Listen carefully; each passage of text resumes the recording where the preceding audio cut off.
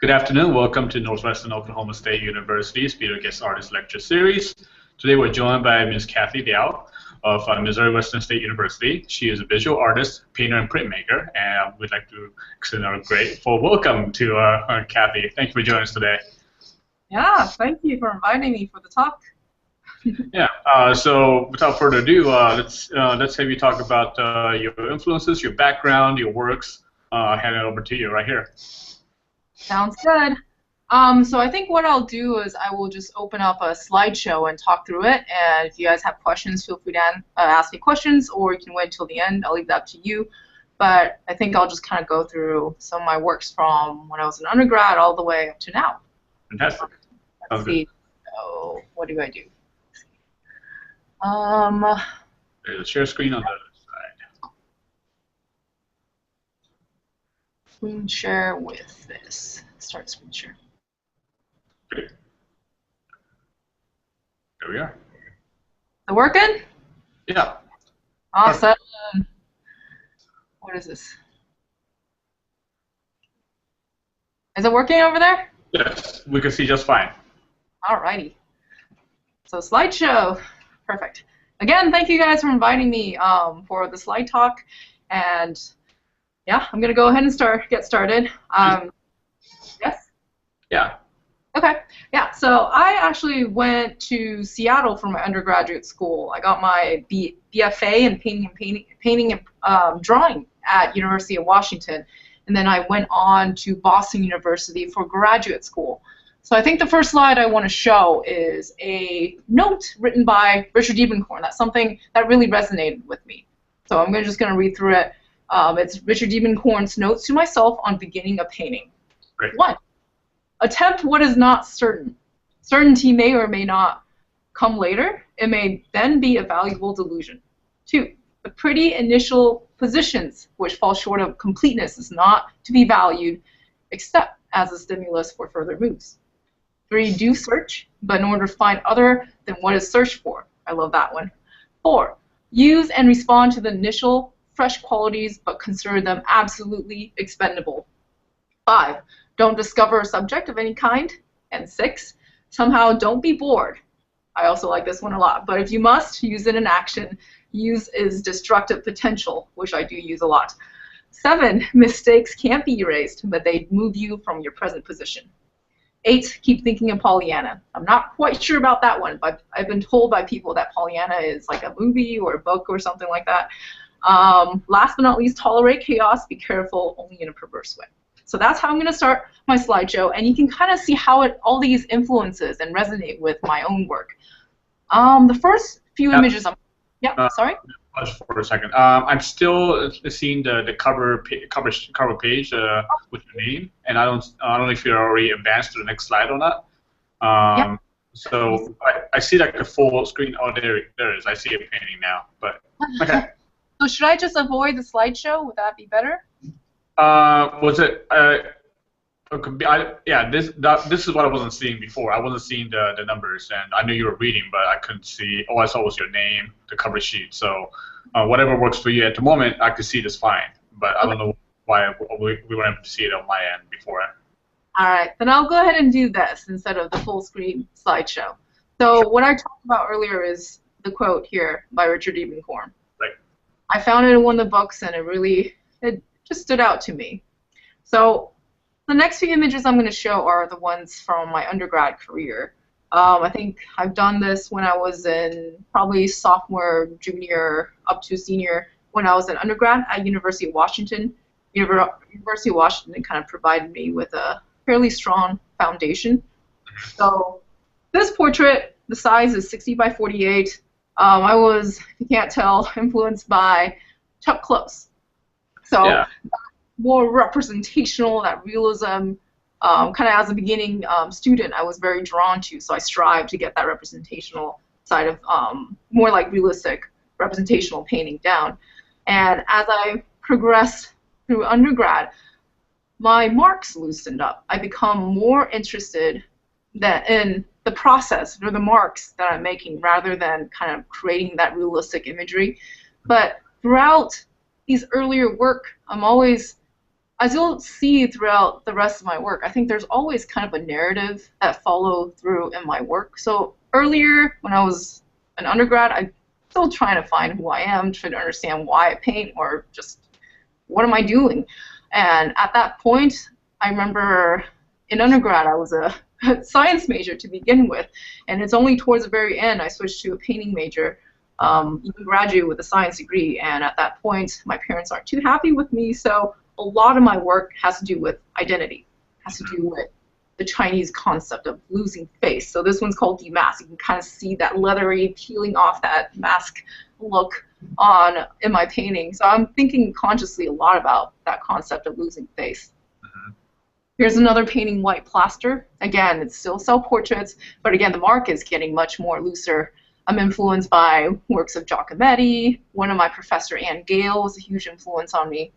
But with this one, I remember my grandma used to tell me how, as an Asian person, I'm just not, my skin is too dark, I need to stay out of the sun, and that became part of the theme, that theme of this image. Yeah. And moving forward, kind of past undergrad, kind of a major incident that happened in my life was my grandma passed away. So I think a lot of imagery does refer back to her once every so often. I remember going back to Taiwan and attending her funeral, and for those of you who are familiar with Asian cultures, we burn joss papers kind of in memory of the deceased.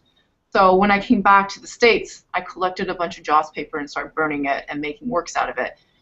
I want to show these few first images because I feel like all my work kind of comes in full circle. So this collage thing is going to show up again later on. The next series of work I started working with kind of influenced, I think my style at that point was influenced by Jenny Saville, a few other more painterly painters. But at that point, coming back from Taiwan, I got a lot of stories from my relatives about the history of my family, about being the bound foot, right? My grandma lived until 103, and she was born back in like the 1900s, and there was still a stigma of bound foot and things like that. So that become a part of kind of a story in my work. And of course, my feet is giant compared to the shoes is something I brought back from Taiwan. And of course, nowadays, I think there is equivalent to what you're wearing on your feet, heels, trying to suck your feet into something that's uncomfortable. So that was a painting that came out of that. Size does matter. Great. After that series of work, I think after undergrad, I worked on my own for a year or two before I applied for grad school. Once I got into grad school, I went to Boston University for my graduate study. I think that was probably the best thing that happened to me. Moving to the East Coast, getting away from my hometown, getting away from Seattle, going to the East Coast and seeing all the paintings in person. So this is me standing in front of an Anselm Kiefer painting at Mass MoCA back in 2009. You've seen images and books of what Anselm Kiefer's work is like, but it's nothing compared to when you stand in front of it. So that's an example. And of course, being in Boston, I had easy access down to New York, so I take the bus, the Chinatown bus down there a lot, seeing works of more contemporary artists such as Julie Meritou, kind of navigating away from that representational style I had. I got really interested in more the abstract, the space, the marks, the size of some of the works I'm seeing. So the work that came out of grad school are some of these. Very different, isn't it, like from my earlier work? So it's kind of an explosion of like just throwing stuff on canvas. This one is 50 by 86. It's called The Celebration. And at that point, I was more experimental. I was looking at a lot of work by, like earlier, Julie Meritou and Anselm Kiefer, and also thinking of, I definitely see a Joe Mitchell influence on me, maybe seeing some of her work at the museums, whether it's the Met or the MoMA. And my color just exploded.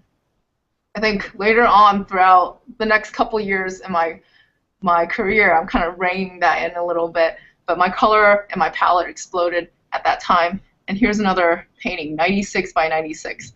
I loved kind of climbing up and down ladders and painting, and just to see what happens. Yeah. Yeah, and at that time, I was also looking at a few other painters, kind of both contemporary and more the modern masters. So Henri Matisse, Carmelina. I saw this painting at, I think, the Barnes Collection in Philadelphia. Dana Schutz was also an interesting influence on me at that time. This is Dana Schutz's Death Comes to Us All on the left panel.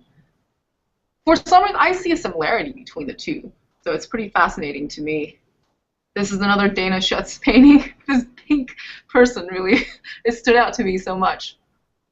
I was also, at the same time in grad school, I started exploring printmaking. So I didn't do any printmaking when I was an undergrad, but I started playing around with printmaking when I got to grad school and really got into it.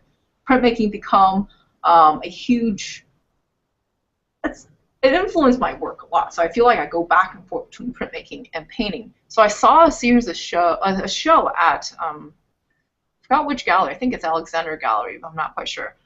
No, I think it's Noldler at New York of Helen Frankenthaler's prints. So these are all woodcut prints. Like each of them has like 40-something blocks built up on top of each other to get this beautiful transition of color, and blew me away because at that time I was only working with one block, black and white, or one color.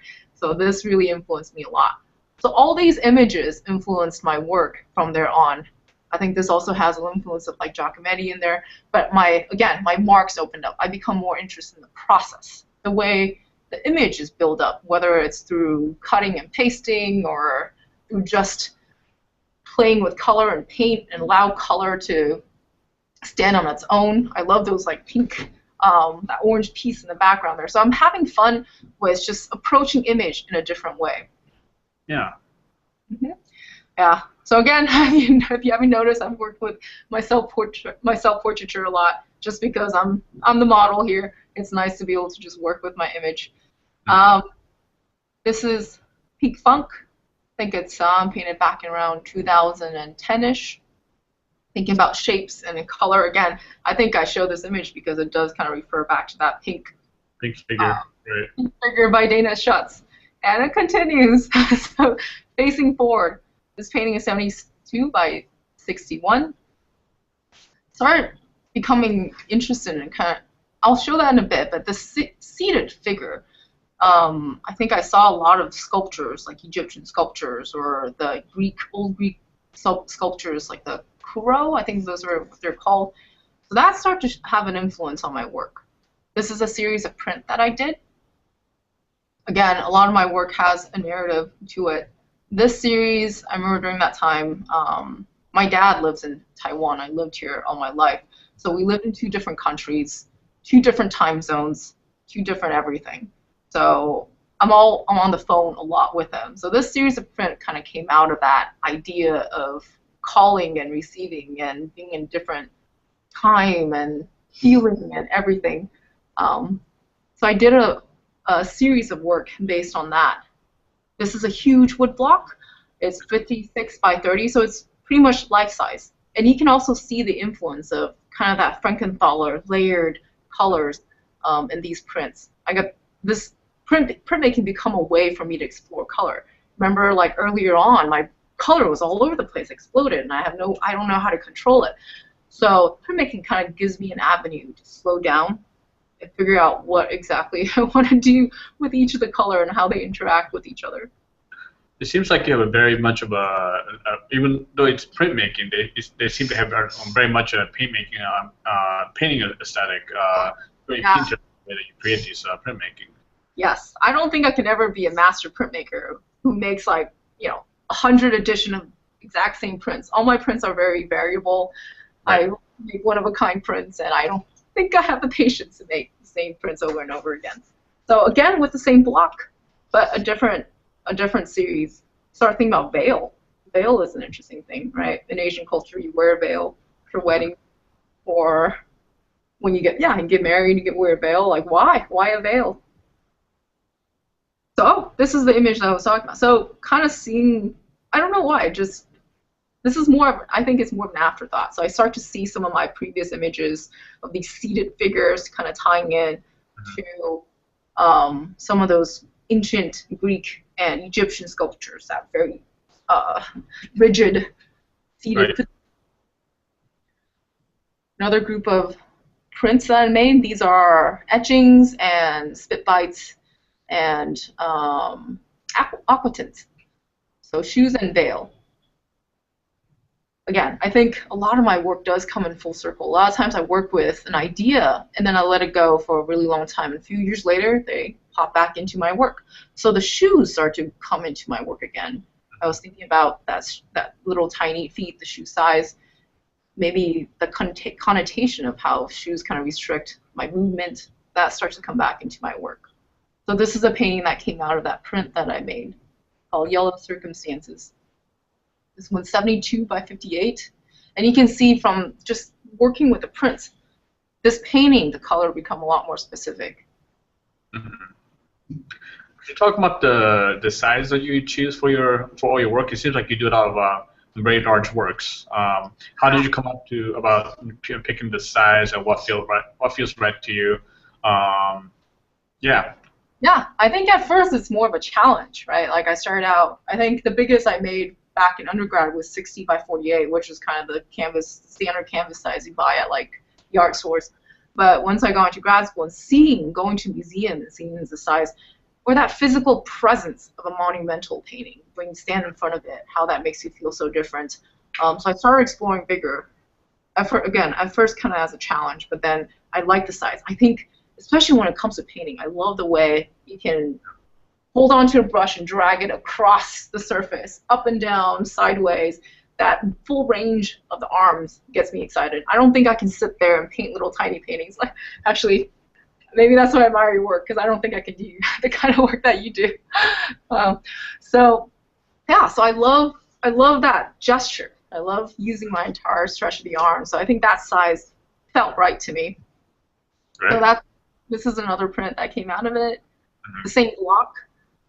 So kind of showing you the influence of printmaking again. So these are two prints that I started almost like a brainstorm, because I had this idea of two pair of feet kind of facing two different directions, going down two different paths. Thought about turtles. I have a infatuation with turtles for a while. But you can see how I translated it on to a full-size painting. I thought about fabric. I thought about water. Thought about plants. Yeah. Kind of on the precipice. So a lot of things that working with that print allows me to flush through some of my ideas before. It does go back and forth. So I will start the painting, make the print, go back to the painting, make the print. So it is a back and forth process. Kind of going back to earlier when I talked about collage. So when I worked with Joss paper, I didn't know what I was kind of getting myself into. 3-4 years later, after grad school, I had this epiphany one day.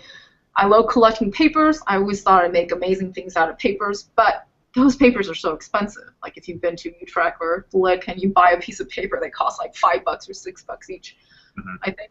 At some point, I just bought a whole bunch of them, but they're so precious, I never use them.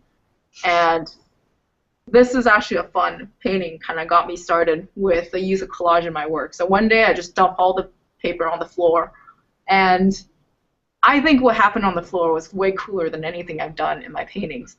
So I started painting that. It's kind of a back and forth thing. So it's like I see what's on the floor and I try painting it. But I love kind of that randomness or that collection of paper that's on the floor. And so I was collaging from what I see. Again, the feet kind of comes into play too. So you can see the collage elements of the work. So here's an example of, I think I spilled ink on the floor on a pile of paper, and that spilled pattern become really fascinating to me. So these paper that you were holding very preciously, now it kind of starts becoming a little bit destroyed in this painting. Is that what you're saying, or? Yeah. So my studio, if you come to my studio when I'm working, sometimes I would just have entire floors covered in collage paper. I'll be walking all over it. I'll be tearing it up and throwing it away, and not throwing it away, but like throwing it back on the floor. And it lost the preciousness. But when you lose that preciousness, that's when cool things starts to happen. So you start to, you start to see relationship that you never saw before. Yeah. So again, going back to self-portraiture, I feel like once every few years I would go back to painting that self-portraiture. So these are two portraits I'd done back in 2013, 13 and 14 or so, so not fairly recent. But you can see the influence of that collage element, Yeah. the color choices. I think in some of these I was using different kinds of mixed media. I was using spray paint, I was using charcoal powder, lots of collage, stone oil painting, but that texture becomes very interesting to me. Yeah. All right, at this point, I'm going to take a little detour. Okay. So, landscapes. I love doing all kinds of painting. So, for me, I think there's always kind of a narrative in my painting, but I paint what fascinates me. So during the summer, I would just go out because the sun is beautiful, landscape is beautiful. I feel like I learn from nature so much. So every summer, I would go out and paint, whether it's the residencies or on my own. And here are some images that struck me. I was at a residency at Cape Ann in Massachusetts, and I saw a show by Bernard. I think his last name is Chayet or Che. I apologize, I can't pronounce it correctly. But his painting, look at that sun. Like I can almost feel the warmth radiating from that, and that got me thinking about light, how light functions in a painting. This is Stanley Lewis. I saw a show of his in New York too.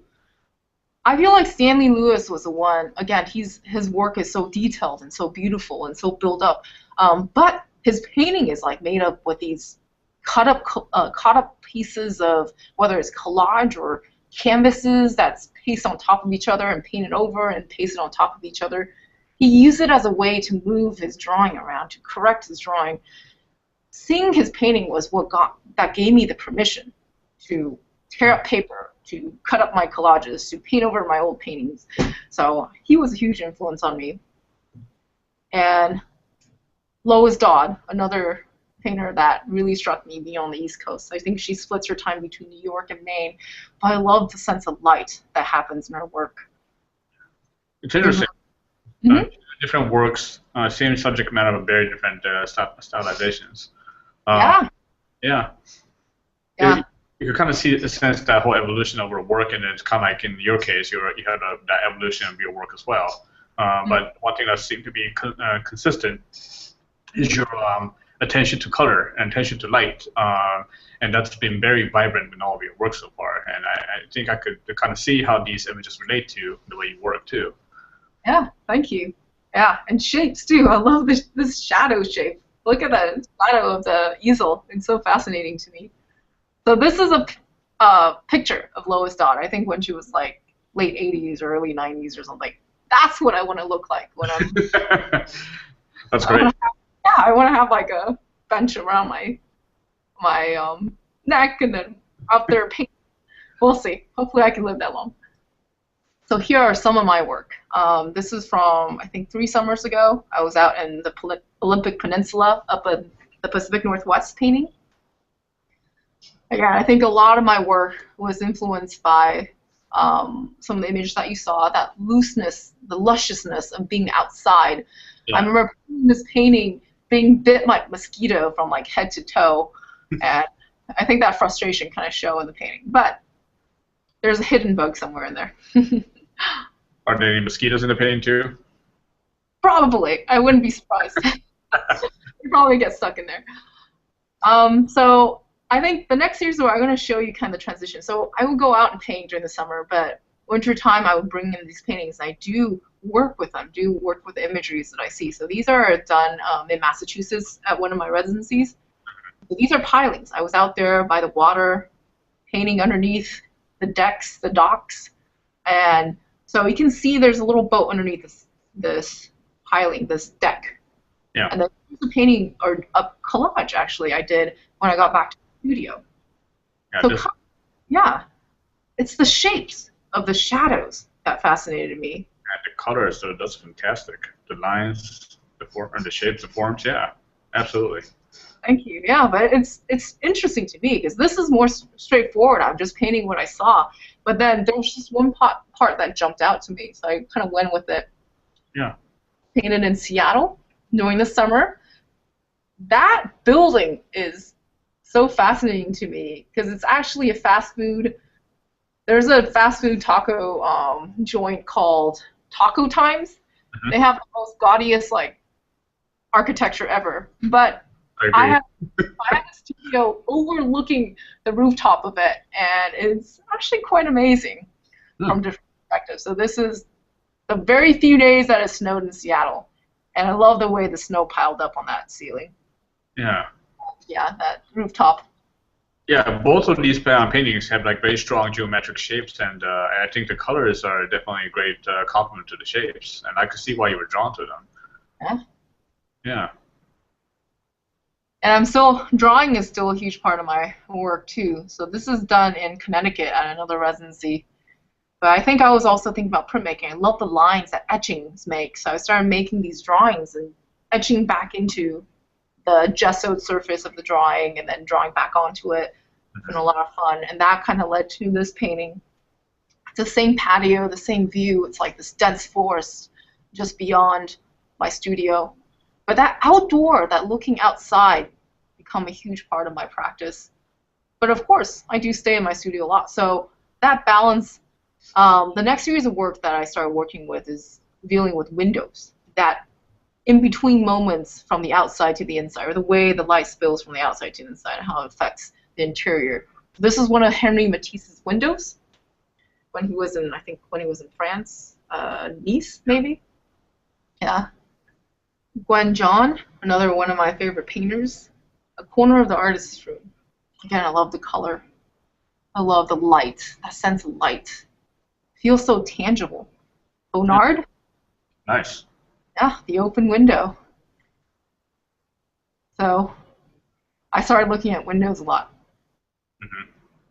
Yeah, I think you'll start to see. For me, I'm attracted to.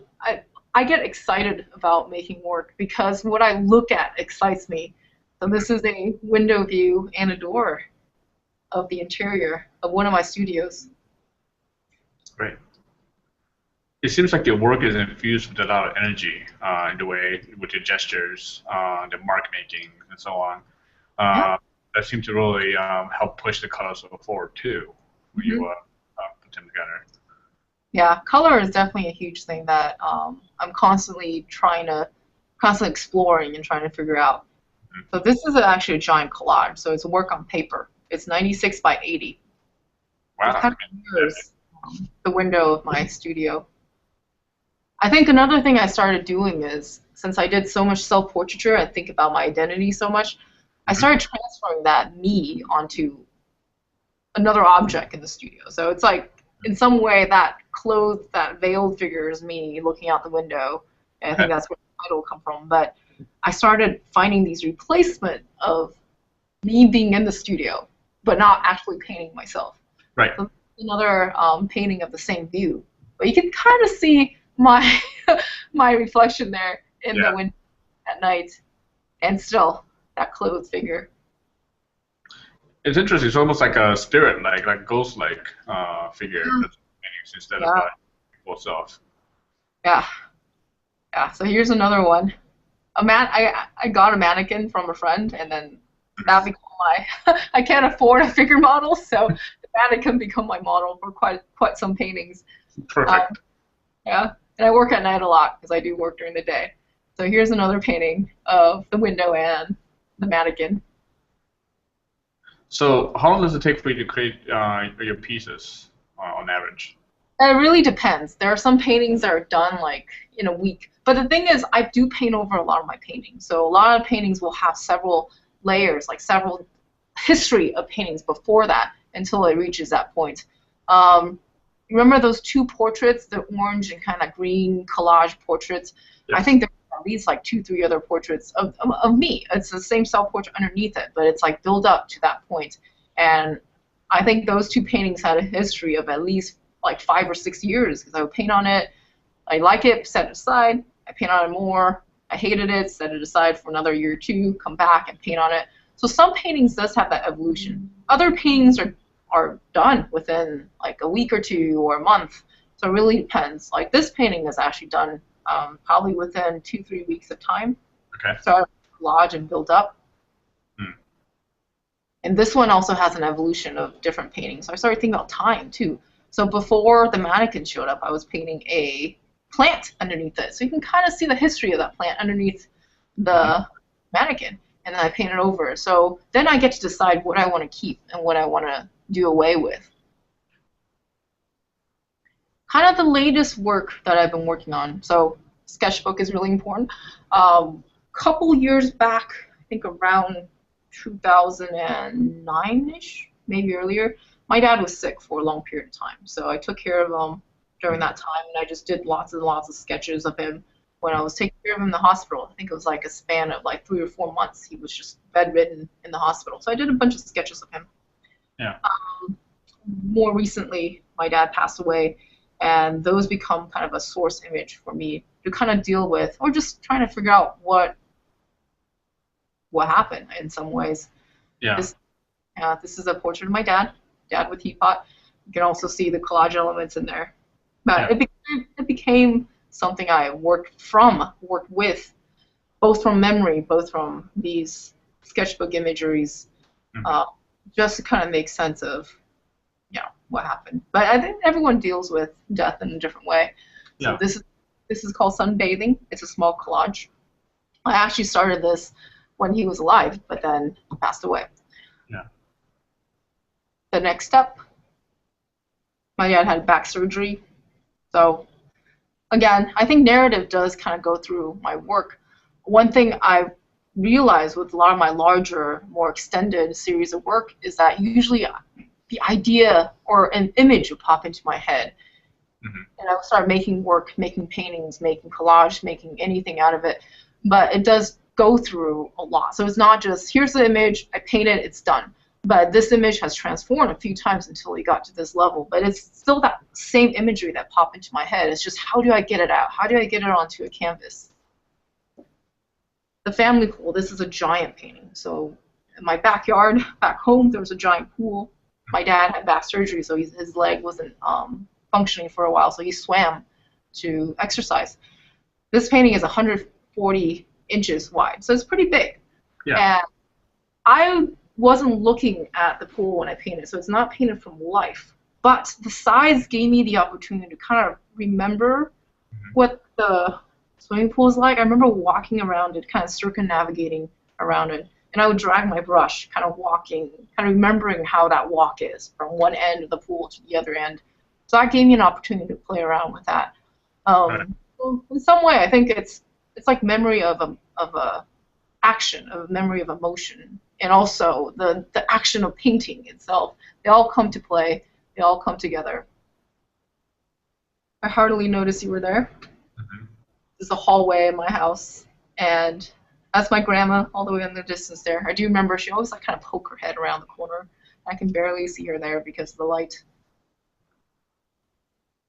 Both printmaking, and I do work with different kinds of medium just to kind of resolve my ideas a little bit. So this is a cyanotype that I did, and you can kind of see the imagery. So it is based off of a photograph. And the layer, the depth, for a while I'm really interested in this hallway, just looking down this hallway.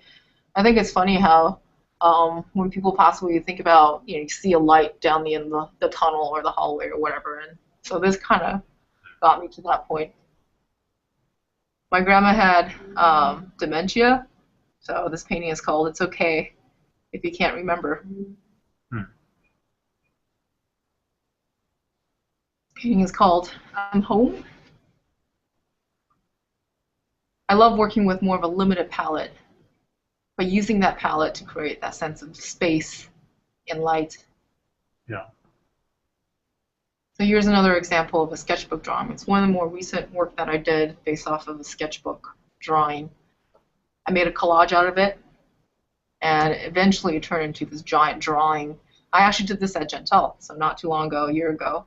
Yeah. 102 by 44, so fairly large, bigger than myself. That absence and the presence of a figure becomes something I'm interested in. My most recent work, think about a lot about my own experience immigrating here. So lately, yeah, sorry. Right. That bed just reminded me of one of David's from Gentel. That's all. Yeah, it is. It's from the summer studio. And it's familiar. Yeah, but my recent work, I've been working a lot, mostly in monochromatic, mostly in drawing, and kind of just thinking about the idea of moving from one place to another, immigrating, or that sense of feeling when you're traveling. Yeah. And this is the last image I'll show. It's a recent drawing I did. I was traveling a lot back and forth between Asia and here, and I see the flight attendant just sitting there looking out the window during takeoff and landing, and that struck me. But yeah, so these are some of my work all the way up to the present. But you can kind of see those notes by Diebenkorn really affected me a lot. It does resonate with me in terms of how I approach making an image. It seems like some of your work has to do with interpersonal relationships, your observation of the world, but also a way for you to cope with some of the struggles you've had with your grandma's illness, your father passing away. So there's a lot like a very personal aspect of your paintings that's coming through in your work, and I find it very powerful. Yeah, so thank you for sharing that. Like my Schleich, I feel like there are that narrative in my work, but at the same time, I'm not only making work when I have that one story to tell. I'm constantly making work of the things that's around me and that influences me, but they eventually, make its way back, circle back to a story that I kind of forgot a little bit or haven't for a while. What do you think? What do you think that's about? You talk about your work circling back a few times. That you always come back to something that you may have started a while back. Why is there this journey? Does it have anything to do with the fact that you travel a lot, or the fact that you're always constantly on the move to a whole new experience, or is there something that you're always drawn back to, I guess, by yourself that's coming through in your painting? Mm-hmm. Yeah, I've always just I make work, and I feel like the more work I make, the more they start to have a theme that goes through it, and a lot of times it's unconscious. Sometimes I feel like if I force something to happen, or if I force the painting to come out, then it usually doesn't turn out the way I want. Admittedly, I think in more recent years, now that when I do have a vision, it still takes a lot of detour before I get to that final image. But yeah, I kind of lost track of what I was saying. But it does come around in circles. I notice a lot of the things I work with does appear over and over again in my work as I just make work. So it seemed like early on you made a decision, a conscious decision to go from a tighter painting to a much more looser painting, much more gestural painting. Where or when do you think that decision happened, and why? And do you think that decision was important? I guess. That happened fairly early on. I went to Boston University with the intention of breaking away from what I was doing before. When I was at University of Washington, my work is very tight and very representational. And going to grad school, I chose Boston University because they are known for kind of that painterly, abstract, expressionist, like, I want to use the word masculine, but it's just like a very powerful painterly tradition. And I went to school thinking I'm going to start making abstract paintings. Like, I don't want to paint the way I was before. And that also stems from, remember one of the line was, don't get bored with what you do.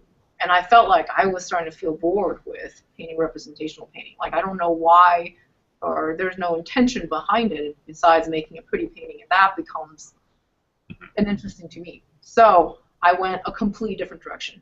I also believe in doing things that you don't know how to do in order to move a step forward. Printmaking is the same way. Trying abstract painting is the same way. Trying cyanotype is the same way. I just want to try something new, try something different, to see what kicks me. Maybe I'll just go back to painting eventually. It doesn't matter, but it does show me a different way of approaching something. Show me a different perspective. So, excellent. Yeah, I love learning new things. So. That's great. I understand that you go to Kansas City often to go to some kind of printmaking thing, right? Conference? Or what is it? I think you mentioned that you go to Kansas City once a month for some kind of printmaking thing. I don't know what it is you do there, but yeah, do you know about that? Yeah, well, maybe not once a month, but I do go down to Kansas City. They do have the First Friday Art Walk. So that's when all the galleries are open and you get to meet artists at opening receptions. So that was really nice. I also have a friend who has print shops down there, so once in a while I will go there, just hang out with him, what he does. Not too long ago, I was down in Kansas City taking a letterpress workshop, which maybe this one. Yeah, so that was a lot of fun. And right now, our department just got a set of letterpress. So here's the thing. I just do it because I have to start teaching letterpress, and I just took a workshop on it, and I will be good at it. Give me a few months. So I think you just gotta don't be afraid to do things, even if you don't know how to do it. You gotta try it, and you gotta dip your feet into it before you know. So. Yeah. Well, I don't want to speak for my student, but I think a lot of what you're saying might resonate with her. Most definitely. I'll say I identify a lot of the things you're talking about, even your backgrounds and where you're headed with your art. I'm over here like, oh, wow, this is like, I feel like I'm on the spot just listening to you talk. I have a couple questions about your processes. Yeah. I know you started from more of like a little bit of a realistic perspective, and you kind of made that switch. That's something that has kind of been on my mind for a while. I know it's been a while since you've actually made that turn, but do you remember, I guess, some of the things that you tried or used to help you, I guess, get into that different area and I guess to try the new types of things that you're talking about? I remember throwing everything on the canvas. Making horrible, ugly paintings and just throwing everything on the canvas, like with no reservation. And I think that's something I teach my students too. It's like you have to not be afraid about making an ugly painting in order to move forward. Yeah, like all the slides I show you, they look fine, but there are like a lot of horrific paintings I've made that I've thrown away. But I think it's that It's a process.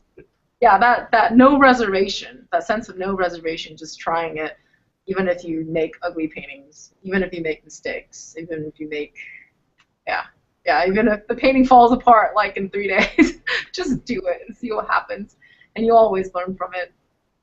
Does that answer your question? Yes, it definitely does. Could you talk about, I guess, your process of using collage in your art? I guess from seeing the actual subject matter and how you incorporate the collage aspect into it? Yeah, I think it's also interesting because I think a lot of people who works with collage work with it more decoratively. Like they would like a pattern, they would add into it, and it just becomes pretty decorations. For me, I use collage as a way of painting and seeing shapes and color. So collage is almost like my second palette. I almost feel like I have more colors to work with collage.